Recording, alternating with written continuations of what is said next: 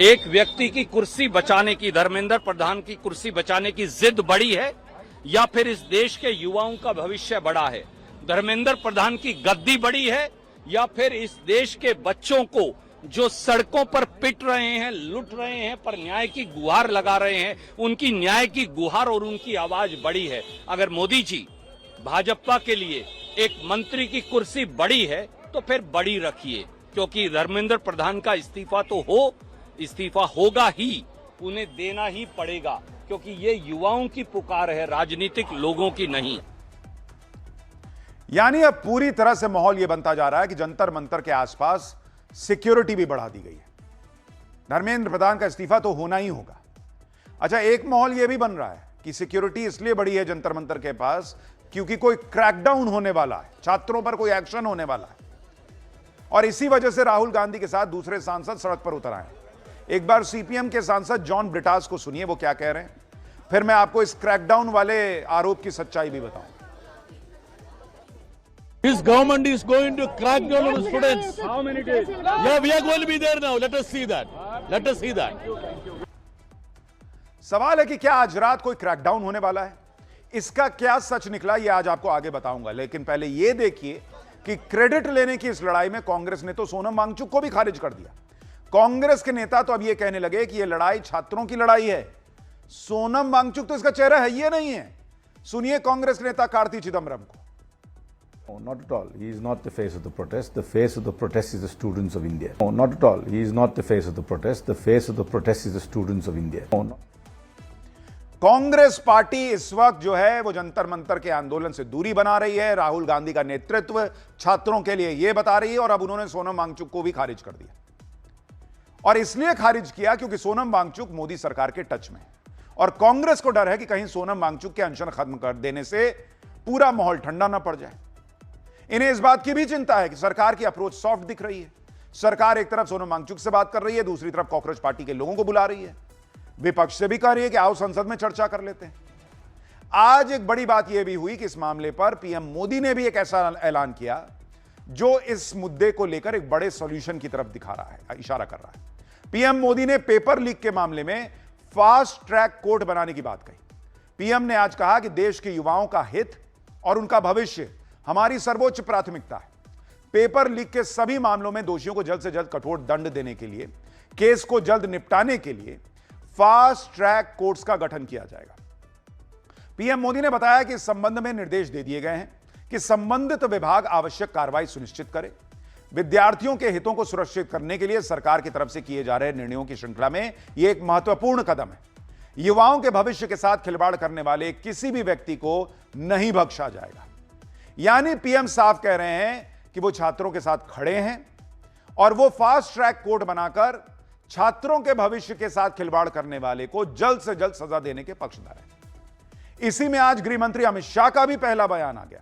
प्रधानमंत्री मोदी के पोस्ट पर गृह मंत्री अमित शाह ने कोट ट्वीट करते हुए लिखा कि युवाओं का हित और उनका उज्जवल भविष्य मोदी सरकार की सर्वोच्च प्राथमिकता भी है और संकल्प भी है। फास्ट ट्रैक कोर्ट्स के गठन से पेपर लीक के मामलों में दोषियों के खिलाफ त्वरित सुनवाई और कठोर कार्रवाई होगी।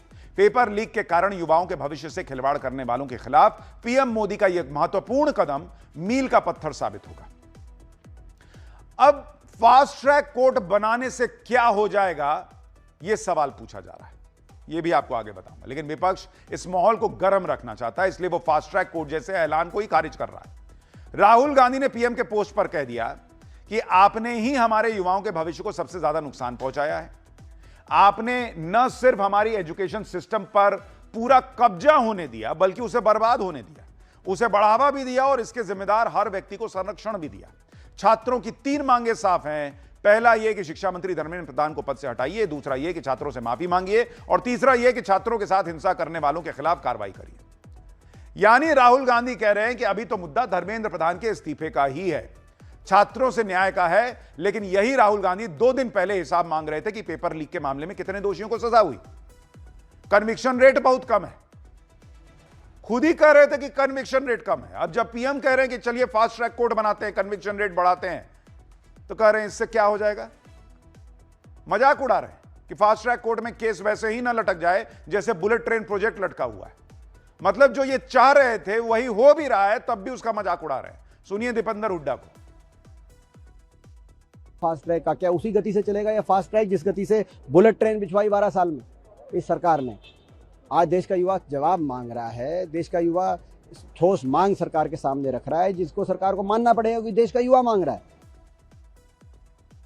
उधर अरविंद केजरीवाल ने भी पीएम मोदी के बयान पर पलटवार किया। केजरीवाल ने सोशल मीडिया पर लिखा कि प्रधानमंत्री ने ऐलान किया है कि पेपर लीक के मामलों के लिए फास्ट ट्रैक कोर्ट बनाए जाएंगे, लेकिन सवाल है कि धर्मेंद्र प्रधान के इस्तीफे का क्या हुआ। प्रधानमंत्री का यह स्टेटमेंट एक हारे हुए, दिशाहीन लेकिन अहंकारी व्यक्ति का लगता है, यह केजरीवाल कह रहे हैं। केजरीवाल का कहना है कि फास्ट ट्रैक कोर्ट की मांग छात्रों ने नहीं की थी। वो आरोप लगा रहे हैं कि शिक्षा मंत्री धर्मेंद्र प्रधान को बचाने की कोशिश हो रही है। ट्वीट करके उन्होंने कहा है कि पेपर लीक मामलों पे सजा दिलवाने के लिए फास्ट ट्रैक कोर्ट बनाए जाएंगे। पर प्रधानमंत्री जी, ये तो बच्चों ने मांगा ही नहीं था, ये तो डिमांड ही नहीं थी। ये तो ऐसे लग रहा है जैसे आप बच्चों को बेवकूफ़ बना रहे हो। फास्ट ट्रैक कोर्ट तो इस देश में बहुत बने हुए हैं, रेप केसेस के लिए बने हुए हैं, पॉक्सो के लिए बने हुए हैं, और किस्म के मुद्दों के ऊपर फास्ट ट्रैक कोर्ट बने हुए हैं। उनमें तो सुनवाई होती नहीं है। कई फास्ट ट्रैक कोर्ट्स में तो और ज़्यादा टाइम लगता है, जो नॉर्मल कोर्ट्स में लगता है उससे भी ज़्यादा।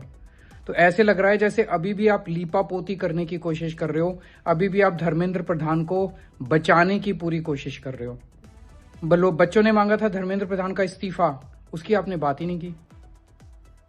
अरविंद केजरीवाल कह रहे हैं कि इस देश में बहुत से फास्ट ट्रैक कोर्ट बने हुए हैं, लेकिन उसमें कुछ होता नहीं। मैं बताऊंगा आगे क्या होता है, लेकिन इंडी वाले फास्ट ट्रैक कोर्ट के फैसले को खारिज कर रहे हैं। कॉकरोच पार्टी वाले भी इसे यूजलेस बता रहे हैं। कॉकरोच पार्टी के सौरभ दास क्या कह रहे हैं, एक बार वो भी सुनिए। कोई फायदा नहीं है ऐसे चीजों का, ऐसे अनाउंसमेंट का, झांसे ये सब कुछ। जनता झांसों में ना पड़े। हमें चाहिए अकाउंटेबिलिटी और जवाबदेही। एंड धर्मेंद्र प्रधान का इस्तीफे से कम हम लोग बातचीत नहीं करेंगे। देखिए, पेपर लीक का जो मसला है वो ऐसा नहीं कि खाली धर्मेंद्र प्रधान का एक इस्तीफा है, वही होते एकदम सब ठीक हो जाएगा देश में। उसके कई अलग अलग पेंच हैं जो कसने पड़ेंगे। धर्मेंद्र प्रधान के इस्तीफे पे आऊंगा, लेकिन आप देखिए कि यह भी जरूरी है कि फास्ट ट्रैक कोर्ट बने, और ये लोग उसको ही खारिज कर दे रहे हैं। भले ही ये लोग फास्ट ट्रैक कोर्ट की बात को रिजेक्ट कर रहे हैं, लेकिन सरकार का लॉजिक ये है कि पेपर लीक को सरकार ने ठीक कर दिया है, नीट का रीटेस्ट सही तरीके से सरकार ने करवा दिया, यानी पेपर लीक अब ना हो, इसके लिए पक्का सिस्टम बना दिया गया है। इसलिए बात सिर्फ यही रह जाती है कि पेपर लीक के दोषियों को जल्द से जल्द सजा मिले। सरकार को लग रहा है कि जल्द सजा मिलेगी तो कोई पेपर लीक की हिम्मत नहीं कर पाएगा। फास्ट ट्रैक कोर्ट से क्या हो जाएगा, अब आपको यह बताता हूं। पहले तो आप यह समझिए कि फास्ट ट्रैक कोर्ट होता क्या है और यह काम कैसे करता है। जैसा कि इसके नाम से ही साफ है कि फास्ट ट्रैक कोर्ट यानी ऐसी अदालत जहां जल्द से जल्द केस निपट सके। फास्ट ट्रैक कोर्ट में तारीख पर तारीख नहीं मिलती, नियमित सुनवाई होती है, जल्द से जल्द फैसला आता है। फास्ट ट्रैक कोर्ट कोई अलग अदालत नहीं होती, मौजूदा कोर्ट्स में ही कुछ अदालतों को इसकी जिम्मेदारी दे दी जाती है। महिलाओं और बच्चों से जुड़े अपराध, जघन्य अपराध के मामले, 5 साल से ज्यादा से पेंडिंग प्रॉपर्टी विवाद के मामले, दिव्यांग और गंभीर बीमारी से जुड़ी किसी केस की सुनवाई के लिए फास्ट ट्रैक कोर्ट जो है वो बनाए गए।